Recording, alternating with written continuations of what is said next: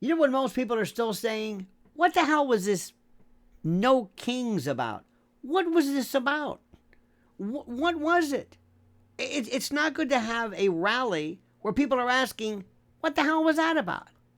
I mean, it was more, no kings was more like no clue. The Democrats simply just, they don't understand it. This pathetic carnival of confusion handed Trump another massive victory. They don't get it. I don't understand who's running the show. What do they think is happening? I mean, the Democrats seem happy. They love to protest. They really do. People say, well, they were so organized. Okay, fine. Organized. Organized for what? It was a ball of confusion. What exactly were they organized with and about? What did they say? My friends, they did it again. The Democratic Party, or whatever this iteration is, and now it looks more like a wandering circus of TikTok interns and these Soros-funded organizers with their bricks on pallets. They look like a bunch of gender studies majors with bullhorns just stumbling around, head first into another political buzzsaw this week, and their latest attempt at messaging the hilariously tone-deaf No Kings campaign wasn't just bad, it was pathetic. It was a disaster of historic proportions. And the king of self-own that we say, that should be archived in the Library of Congress as a case study in political implosion. It was beyond horrible. What was it even about? Honestly, seriously, nobody knows. Not even the people holding the signs are wondering, what is this? No kings, he's not a king. They never give people a subject matter like this. From the first smug tweet to the last incoherent, flailing podium speech, this was an event so confusing, so profoundly meaningless, that you could almost hear independent voters across the country collectively muttering, wait, what? I mean, was it about the Supreme Court? Was it about Trump's second term? The founding father? I don't know. Some kind of monarchy cosplay? Your guess is as good as mine. What was this?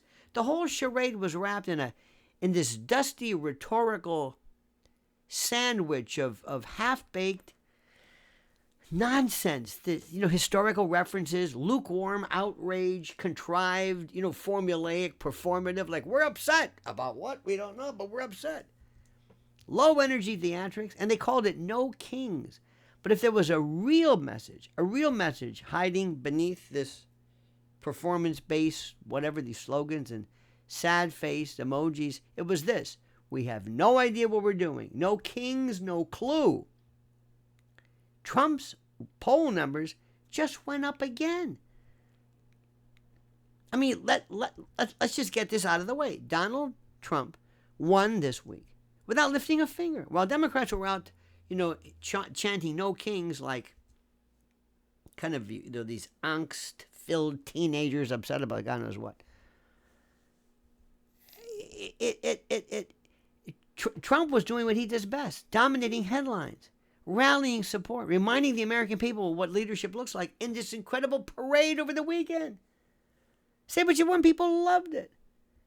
And while Trump keeps talking about jobs and borders and tariffs and stopping World War III and all that, the Democrats are out there with these pathetic hand-drawn cardboard signs and these sad-eyed actors asking us to maybe consider that possibly, I don't know, metaphorically, that democracy is under threat or something. From what? We don't know. I don't even know.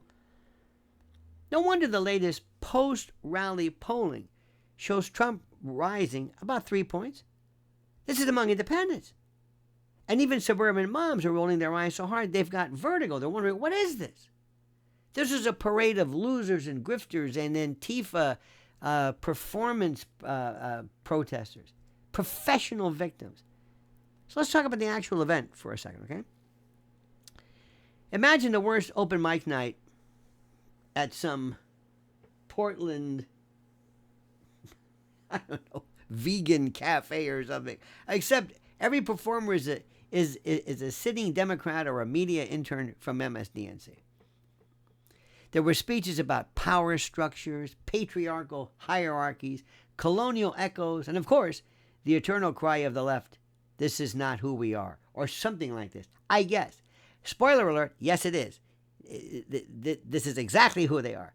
This is a party run by people who don't know whether to burn the Constitution or identify as it. I don't know. AOC made an appearance, I guess. Naturally, ranting into a microphone with all the fury of some teenager grounded from Instagram, pissed off, confused, rebel without a clue. Elon Omar mumbled something about settler colonialism, I guess. Bernie Sanders once again tried to repackage, I guess, maybe Marxist economics or Marxian philosophy with all the excitement of a, as somebody said, as an expired can of Ensure. Kamala Harris was reportedly on hand, but in true fashion, she spoke in circles. So baffling, so disjointed, so logo-lalic that they may have opened a wormhole back to 2020. At any point, she may have declared the future is now, but later, also the past, depending upon who we are when we become what we already are, or something like that. She's crazy. And the media tried to clean it up. Oh my God, they did, and they failed drastically. And of course, the corporate media, the darlings, the proxy, if you will, of the radical left, they did their duty. CNN called the rally a brave confrontation with authoritarian symbolism. This was a quote. MSDNC said it was a necessary spiritual protest against the rise of Trumpism. The New York Times labeled it, these are quotes, a misunderstood and nuanced moment of cultural resistance. What the does that mean? Translation? It was a garbage fire, dumpster fire, but they're pretending it's art. They're pretending it means something. Even The View couldn't figure it out. Whoopi Goldberg looked confused, demented, strange. Joy Behar blamed Clarence Thomas. Again, Sunny Hostin tried to explain the metaphor using emojis and lost everyone halfway through the sentence. I mean, it was the blind leading the blinder. And no one in legacy media dared to ask the obvious question. What the hell was the point? What are you doing? What are you saying? But America noticed, independents noticed, and Trump supporters, they're already making No Kings t-shirt as a joke. And meanwhile, the country is falling apart. And that's the message. While the Democrats play dress up with colonial metaphors and wallowed in their intellectual cosplay again, real Americans are suffering. And the southern border remains a disaster. Inflation still eats away at our savings. Gas prices are creeping up.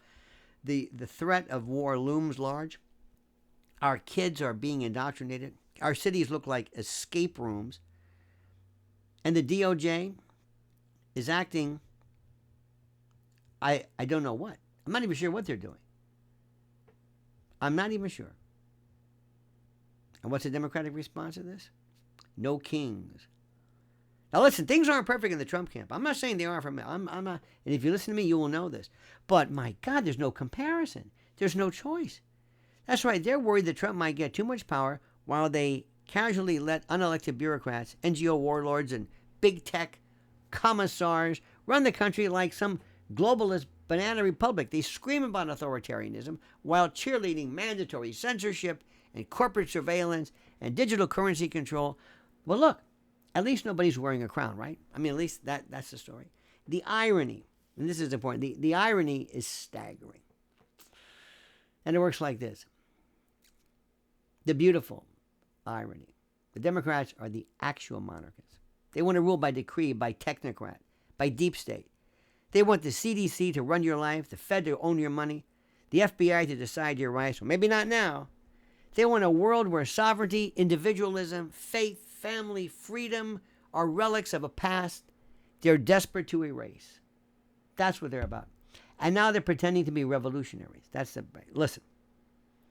You don't get to quote Thomas Paine while arresting grandmas for praying outside abortion clinics and bankrupting bakers for not using the right pronouns or whatever the hell they do. The takeaway is simple. Trump 24, stronger than ever. Make no mistake. Listen to what I'm saying. Make no mistake. This week was the gift of Donald Trump.